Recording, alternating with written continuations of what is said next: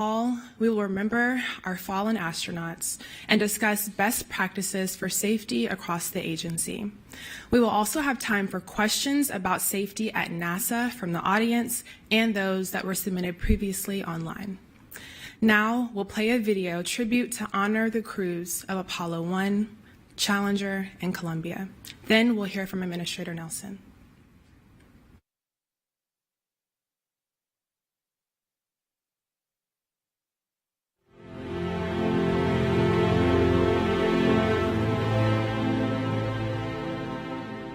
NASA has always sought to better understand our universe and our place in it. And each year, NASA has a day of remembrance to honor the astronauts who gave their lives to advance exploration. We pause to remember the crews of Apollo 1, then Challenger, then Columbia. We also remember the many astronauts who lost their lives while training. These pioneers committed themselves to expanding the knowledge of the unknown. NASA shares our deepest respect with the families. The astronauts' legacy will live on through you, the families, and through NASA, through the United States, indeed, around the world. While it's a solemn day, it's a day of reflection. It's a day to honor their ultimate sacrifice in the pursuit of discovery, to honor adventurers who inspired generations of future explorers, and they made life better here on Earth. As we prepare to explore further than ever before, their sacrifice reminds us that safety is our priority. To go back to the moon and beyond will require us to do things that we've never done before. And everyone at NASA has a responsibility to make sure that we carry with us the lessons learned, and to always put safety first. Today and every day, we carry with us the spirit of NASA's fallen adventurers as we push the boundaries of what's possible in the cosmos.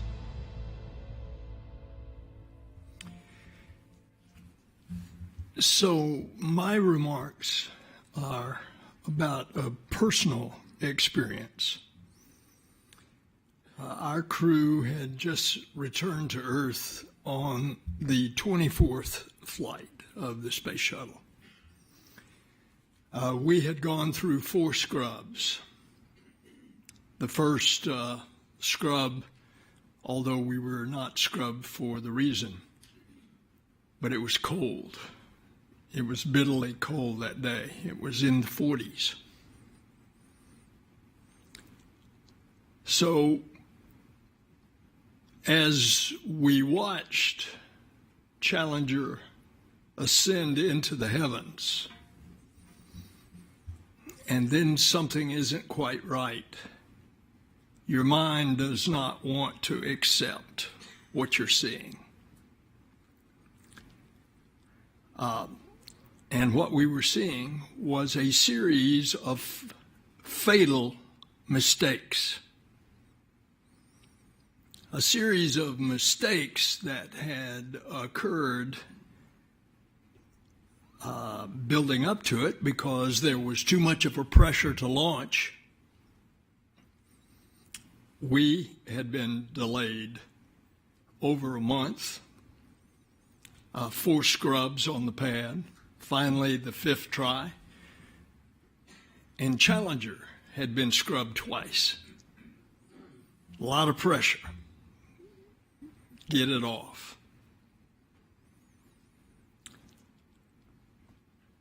The mistakes actually started occurring before that fateful time, and it had started to occur a couple of months before, because the administrator of NASA, Jim Beggs, had been indicted in federal court for something that he did not do. A very aggressive U.S. attorney in California had brought charges on something that occurred 10 years earlier in the private sector that Jim was handling. And so Jim, having to remove himself as administrator, but still stayed in his office at NASA because he knew he could clear himself as soon as he could get the documentation out of the Department of Defense. And so Jim is sitting in his office on that day as the count proceeds on Challenger. The night before, it had become bitterly cold, 25 degrees at the Cape. And icicles are forming on the launch tower. Now, what is occurring the night before, also out in Utah at Morton Thiokol, is the engineers are seeing the temperature, and they are going to their management in Morton Thiokol, and they are begging them to stop the count because of the cold weather.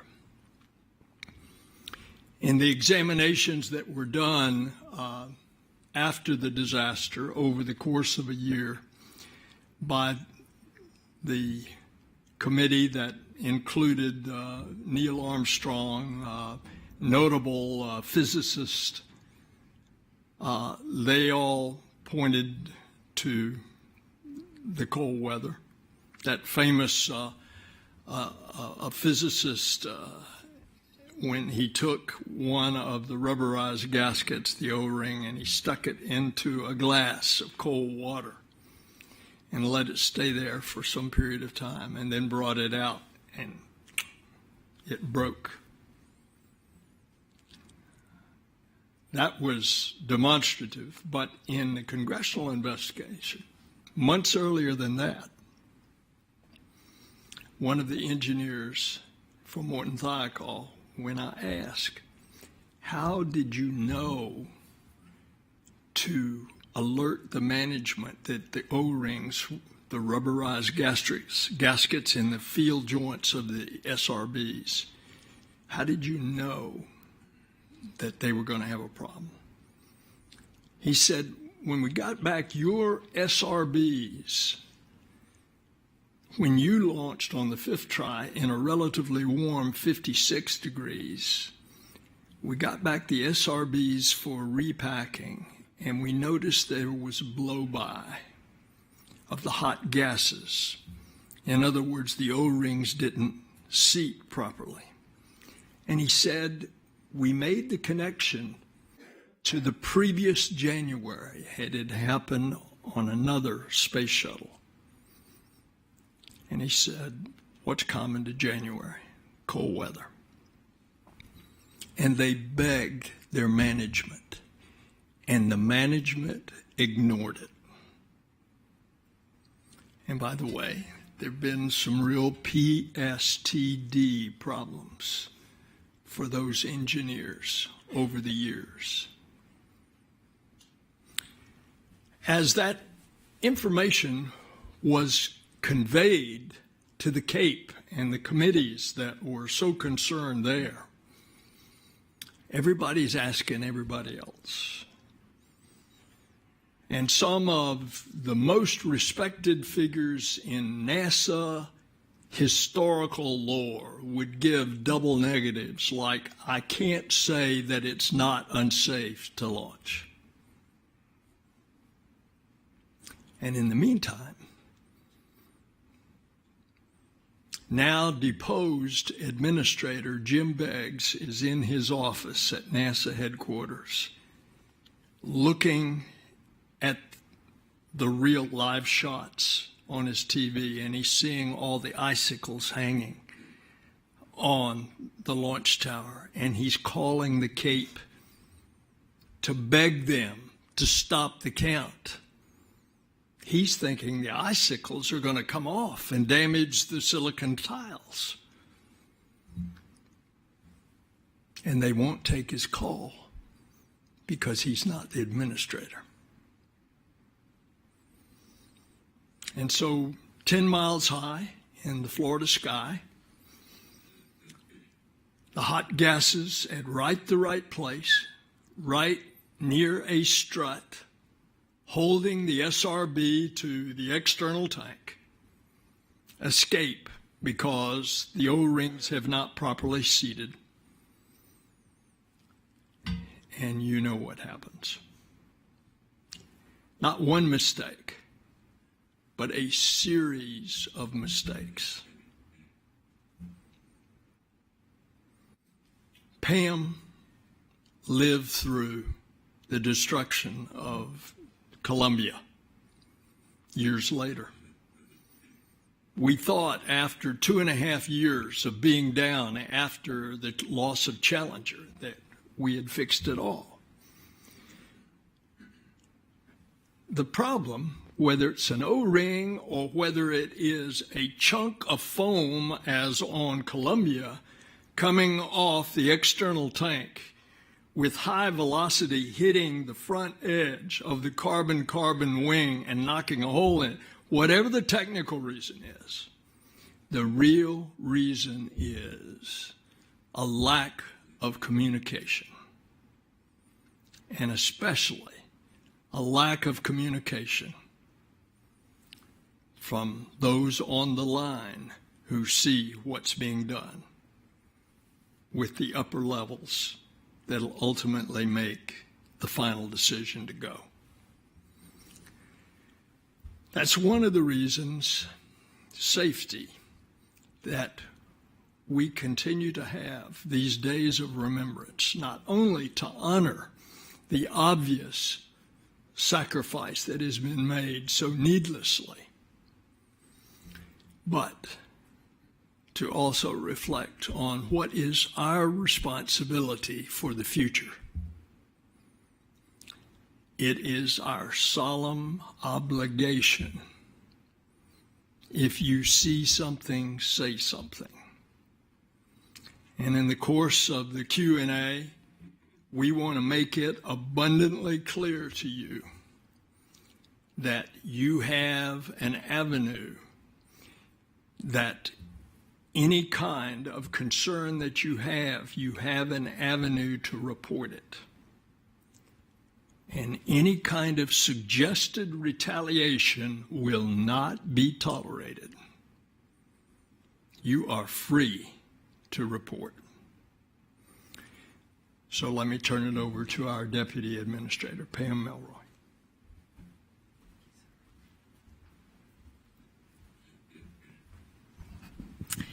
Thank you, sir. Good afternoon, everyone, and thanks for joining us today. Every year, we pause and reflect to remember our fallen colleagues, and every year, we hope that it fosters the critical discussions that we need to have inside the agency on safety. Our commitment to safety is paramount, and events like today's town hall provide us with that opportunity to reflect, to learn, and to hopefully grow together as a resilient and safety-focused organization. First and foremost, I want to acknowledge the important work that we see every day, the collective dedication that is reflected in your eyes as I look at you to ensure the safety of our missions, our personnel, and the integrity of our organization. We have such a rich history at NASA of achievements, but it's also important that we recognize the lessons learned from our setbacks and challenges. And the journey of exploration has been fraught with a lot of challenges, and unfortunately, some of them have resulted in heart-wrenching setbacks in the pursuit of knowledge. It's really core to NASA as a high-performing organization to approach these instances not only as moments of grief, but also to channel that grief into opportunities for growth. Each tragedy has provided us with invaluable lessons learned that shape our protocols, refine our procedures, and fortify, I hope, our commitment to safety. Lessons learned are the backbone of our knowledge-sharing culture and ensure the legacy of those who face tragedy lives on through enhanced safety measures and protocols. So I'd like to pause for a personal reflection. When I started at NASA, after I graduated from astronaut training, I was an experienced test pilot, but I was a baby astronaut, as I was referred to. I was stationed to support at the Kennedy Space Center what was called a Cape Crusader, supporting launch and entry and other operations on behalf of my fellow colleagues who were training for their missions. And I was really struck by the training I received out at the pad by the personnel tasked with the responsibilities for keeping the pad safe, and in lessons that had been handed down from the famous Gunter Wendt at Kennedy Space Center, but they were so viscerally still aware, even at that time in the mid-90s, about Apollo 1. They talked carefully to me about each of the lessons learned at the pad from the Apollo 1 mishap and showed me all of the steps that they had taken, why things were set up the way they were, where things were located so that they could be easily grasped and so forth. And I really took that to heart as core to NASA. And later, when the Columbia mishap happened, and I was involved in the crew survival investigation, which was very challenging for the agency, the courage of a few people, the then center director, then NASA shuttle program manager, and then NASA administrator, made a decision to make that information publicly available. And that was really a difficult decision to talk about how our astronauts had died, but it's so core to what we do that we take on everything, and then we share those lessons learned, not just with each other, but with our whole community. By acknowledging these lessons openly and honestly, we're paving the way for a safer and more resilient future, not just for us, but for all of human spaceflight throughout the world. So I'll give you a few examples of my favorite points that I'd like to make about things. I'd like to highlight them for people who may or may not be aware. The Apollo Challenger Columbia Lessons Learned program is a testament to our commitment to sharing those lessons. So we have a newly developed website, which is a comprehensive repository offering insights from our most tragic mishaps. And by exploring common themes and incorporating those lessons into our training, into our work practices, and our policies, that's how we're closing the loop to make sure that that knowledge gained is actually integrated in every facet of our organization. So I encourage you to look at that. Another one is organizational silence, and Bill had some great examples to talk about from his history, which tragically have been repeated through the history of NASA. It's very detrimental to our safety culture, so it's critical that we foster an environment where every member of our team feels empowered to voice their insights, even if they diverge from the consensus in the room. When we empower our employees to participate, we create a space where their diverse talents, skills, and perspectives converge. And that's what we need to have a robust foundation for success.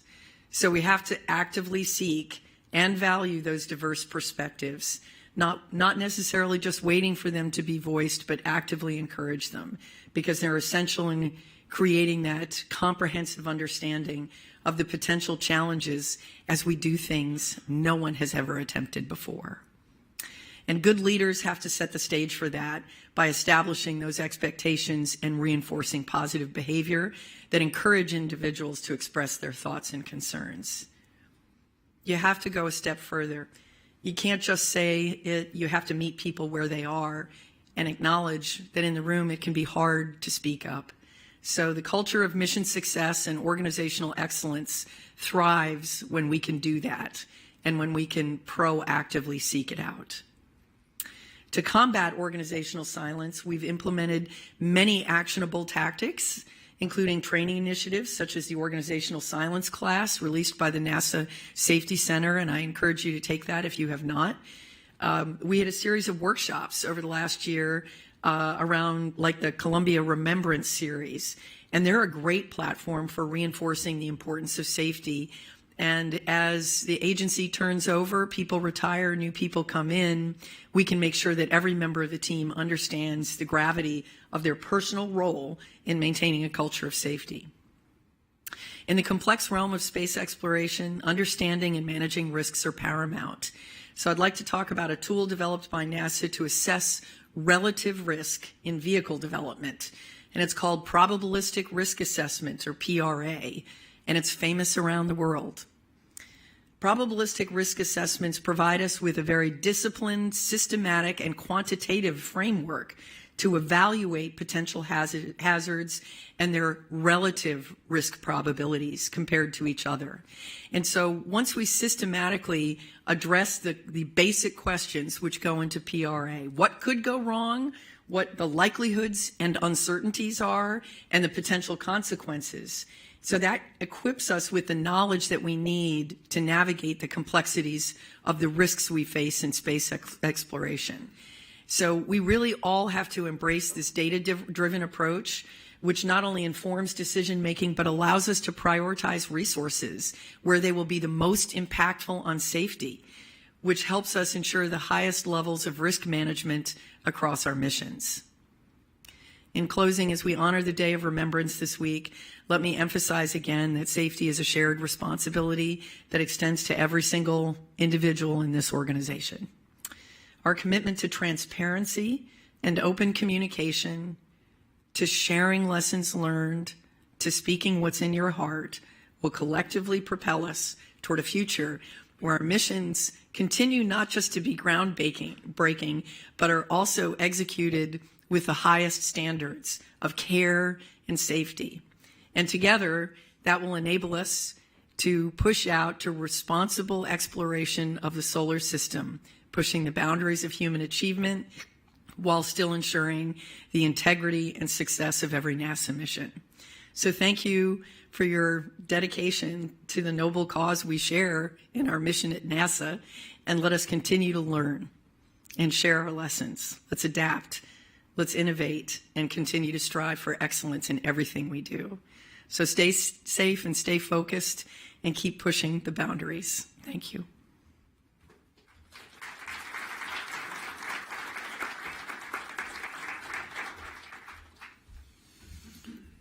Thank you very much. I hope you all can recognize the sincerity and emotion that goes with the words we heard from the administrator and deputy administrator. And thank you for joining today. I know we put a special effort on asking people to be part of this. And as you can see, this leadership team takes the subject of safety seriously, and we're reassured to see that you all are doing the same and recognizing the significance of the Day of Remembrance. We come together to honor and recognize the sacrifice of the lives of the Apollo 1, Challenger, and Columbia crews, and to use this time to renew our focus on safety. As you know, safety is a core value here at NASA, and it's critical to everything that we do. Our other core values of integrity, teamwork, excellence, and inclusion go hand in hand with safety, each buttressing the others. Last year was the 20th anniversary of our loss of Columbia, and our town hall was heavily focused on that loss and the stories of our leadership team that were so touched by that crew. The Columbia tragedy is still recent enough that many current employees were at the agency at that time, and we want to ensure those that live through it have those experiences and share those very personal lessons with those who have joined the agency since then. Last year at this observance, we had not yet announced our Artemis II crew of Reed Wiseman and Victor Glover, Christina Cook, and Jeremy Hansen. I hope in the last 8 months you've had the opportunity to learn about them and hear them talk. Please get to know them and keep them in mind as we're preparing to send those 4 people on a mission around the moon for the first time in more than 50 years. In fact, we take the safety of their mission so seriously that earlier this month we announced we're moving their flight to September of 2025 to allow more time to ensure we can fly the mission and return them safely to Earth. It's really an incredible time in space exploration, yet sending people to space is unarguably the most dangerous thing we do. We have 3 crew missions to the International Space Station coming up in the next 3 months.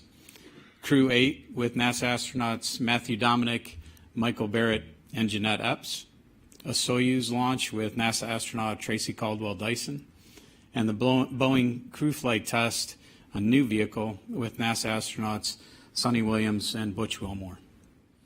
It's imperative for these 6 NASA astronauts and our international partner crew members that we remain focused and fly safely. In addition, we're working many groundbreaking missions with new systems and new technologies concurrently. Pam and I just had the privilege to be out in California to unveil the new X-59 supersonic experimental aircraft, and we're looking forward to those first flights in the coming months. We also have 3 important Earth science missions launching this year, as well as an interplanetary mission to Jupiter's moon Europa.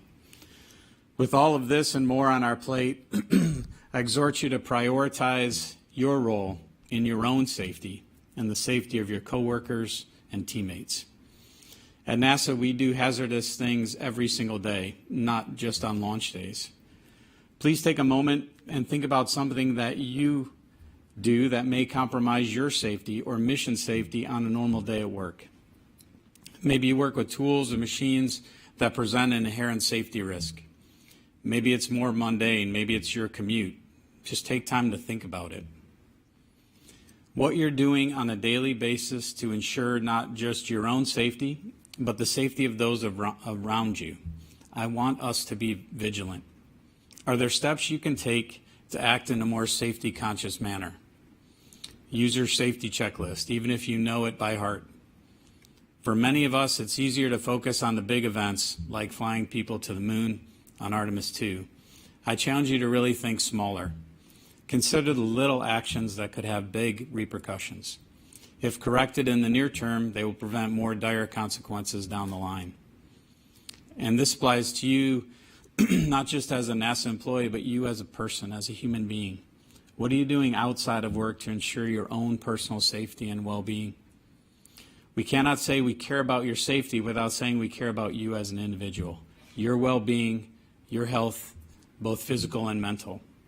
Our personal well-being will impact our safety and the decisions we make every day. Just as we want to break any culture of silence around safety at NASA, and for our missions, I know a much harder culture of silence to break is about your own health.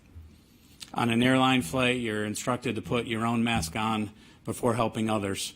The same is true for your safety, for your health. Be your own advocate. We want you to speak up about safety in general and safety about yourself.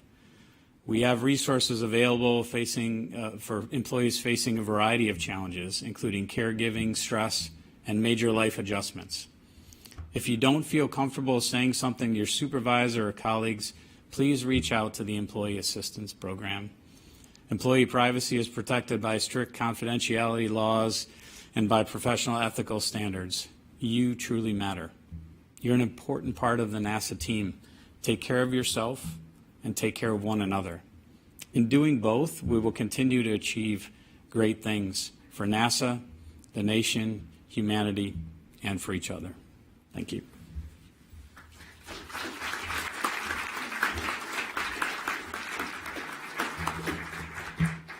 Just want to thank our leadership for sharing those very important thoughts and stories with us. We will now move to the question and answer portion of today's town hall. For those of you that are in the room, please feel free to come to the mic on this side of the room to ask your questions focused on safety. We also have the most upvoted questions focused on safety that were submitted from the workforce prior to today's program. So I will get us started off, and I think, the administrator touched on this a good bit in his remarks about retaliation, but I will ask, what can leadership do to facilitate reporting of safety issues? NASA's safety program isn't a good solution, and retaliation can sometimes happen. How do we fix this? If you see something, say something, and most directly, go to your supervisor. If there's any threat to your security as a NASA employee by reporting something, you've got a way to get around it. You can go to a website for safety, sma.nasa.gov. You can report it there, and it will be anonymous. But my email is published. And by the way, my emails are not looked over by somebody else. They come directly to me. You've got that as a backup. And for any supervisor, I want them to understand that to encourage this culture of safety, you are to report that up. Now, I've had plenty of people that have contacted me, and I respond directly to them or get the person in the organization who can answer their question. Sometimes when I get a suggestion, a statement, a concern, the facts may not actually align with what that person is.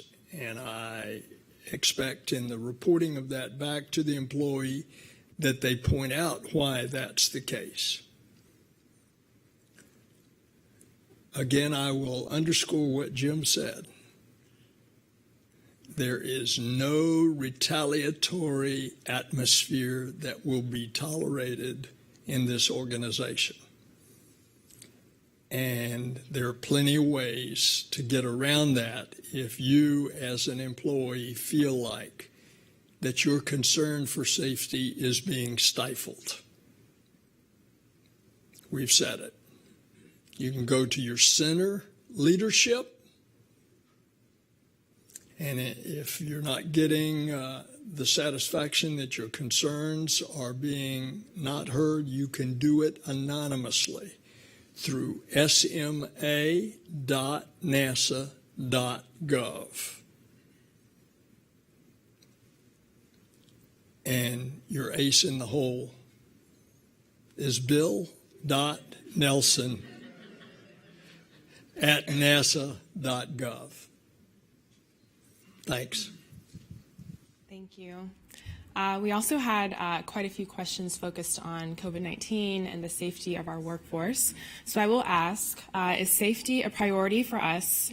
If safety is a priority for us, why do we have no efforts to prevent the spread of long COVID on site? I can go ahead and take that. So I think you heard Pam use the phrase data-driven when she gave her remarks. From a data-driven perspective, that's what we do as an agency, and that's the approach we're taking with COVID and frankly, the flu now as well, to get that data from the CDC. Those are the guidelines that we're following to be consistent. And what I'd say is, first of all, I mentioned taking care of yourself. If you feel you have those symptoms, if you feel you're not feeling well, please go see your physician. Please go see your physician. It's important that we take that data-driven approach so that we're not doing things that don't align with one of our core values of integrity and using that data to drive our decisions. So I encourage you to keep looking at the guidelines from the CDC. That's what we use, and take care of yourself by seeing your physician. Another question submitted online.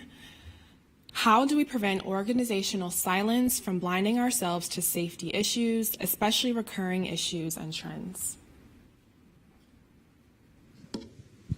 Could you repeat the question, Faith? Of course. How do we prevent organizational silence from blinding ourselves to safety issues, especially recurring issues and trends? Yes, thank you. Wow, there is a history of this. I think Bill gave the Challenger example, and the Columbia example, of course, is on my flight, 2 flights before Columbia, a piece of foam hit the aluminum skirt of the solid rocket booster. How much more evidence you need that foam can actually hurt something? Right there that it was, but it got pushed down and not made something that was required to be resolved before flight.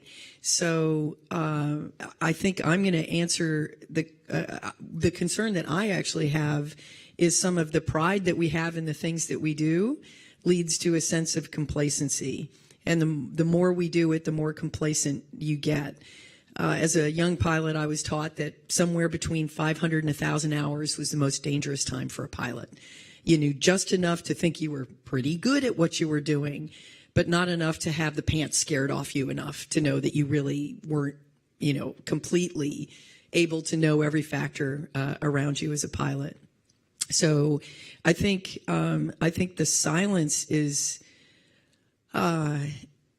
very, this is exactly what we're trying to get at with organizational silence is the ability to see beyond what the consensus around the table is and say, hey, we got some data here. We really need to be looking at it. That's actually the key piece of data. But in some ways, it's hard to get around our own pride and success. And to me, that's the thing that worries me the most is that we get very comfortable and complacent that we've done it successfully enough times. That's a very dangerous place to be. Fortunately, in a lot of the things that we're doing today, we are doing some new things, which I think keeps us all on our toes. But let's all pause and reflect about the things we've been doing successfully for a long time. And I think that's where we also need to focus our attention and make sure that we're looking for patterns and trends and data that contradict what could look like years of safe behaviors and safe outcomes. Thank you. Another question we have from online. When will offices that contain asbestos be replaced with ones without any to improve employee safety? Can we move or telework? Sure, I'll go ahead and take that. So I think a couple things to be reassured of. Number one, we have monitoring in the buildings where that could be a danger. So we're always looking for anything that gets disturbed that might affect the employee's health. When it is in walls or ceilings and not disturbed, it is contained. And when we do find it, we have a process across the agency that we use to remediate that. And during that process, keep the employees isolated from it. And by the way, I want to add just something that we wouldn't normally discuss here. We live in a society today that there are a lot of crazy things going on. And there are people who take it upon themselves to go and harm other people. That's why we have a security force here. And they are trained to help protect us. Give them a little encouraging word when you go in and out of the gate. That's important. When you drive in and out of the parking garage, a little encouraging word. And, of course, in an emergency, listen to the instructions, whatever that emergency is. Thank you. I think we'll ask one or two more questions. The managers around me casually overrule non-critical technical comments from me as an engineer. What do you do to prevent this management domination culture from overruling critical technical decisions as this culture grows? Yeah, I almost feel like I don't want to answer the person who asked it, but I would like to talk to all the supervisors in the agency. And I'm going to start by modeling a behavior that I think is very important. We've been talking a lot as a senior leadership team about positive team building behaviors, and one of them is assuming good intent. So I am going to assume that the managers involved perhaps have some personal experience, and more years of it. And so for them, perhaps they have data that is sitting in their head somewhere and experiences that cause them to say, thanks, but we're not going to do that. I can tell you that one of the things that's important to me, I don't always do it, but I try, is I take the time to explain my decisions to the people that I'm working with so that they can have the benefit of my mistakes and experience in the past that's guiding me towards this decision about, yes, we're going to do it, no, we're not, or we're going to do it this way. So I'm going to assume positive intent that these managers have some real data in their heads that they're thinking about when it appears they are blowing someone off. So I'm going to remind you that it looks like you're blowing someone off, and don't do it. Explain.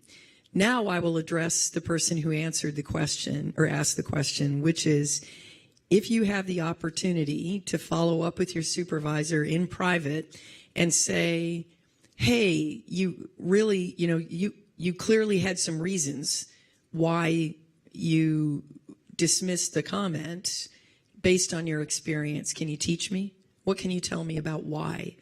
What's in your history? Can you make me a better employee by getting the benefit of your experience so that I can really understand the thinking behind it? And that is my advice to both parties involved.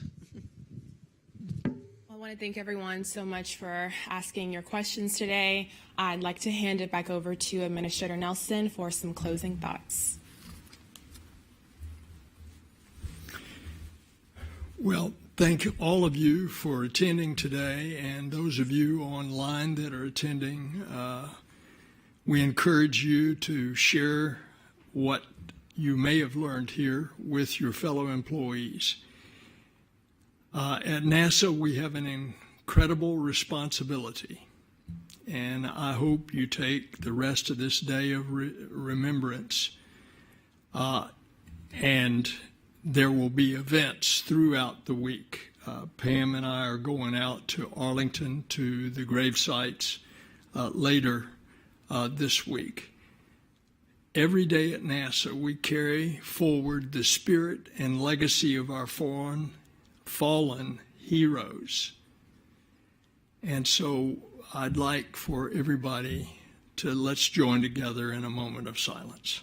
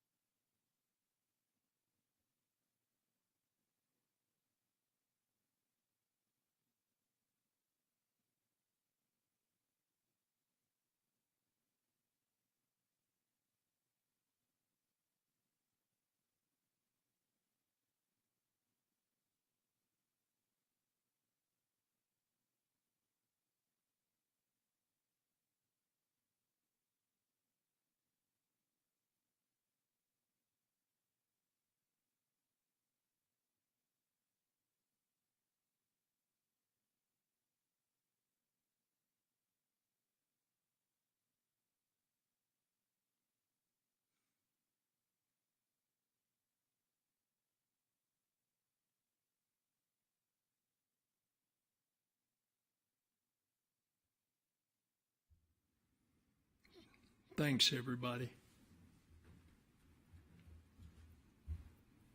I want to thank you all for joining today's town hall and helping NASA honor the legacy of some of our bravest heroes while we recommit to safety across the agency. Thank you so much and have a great day.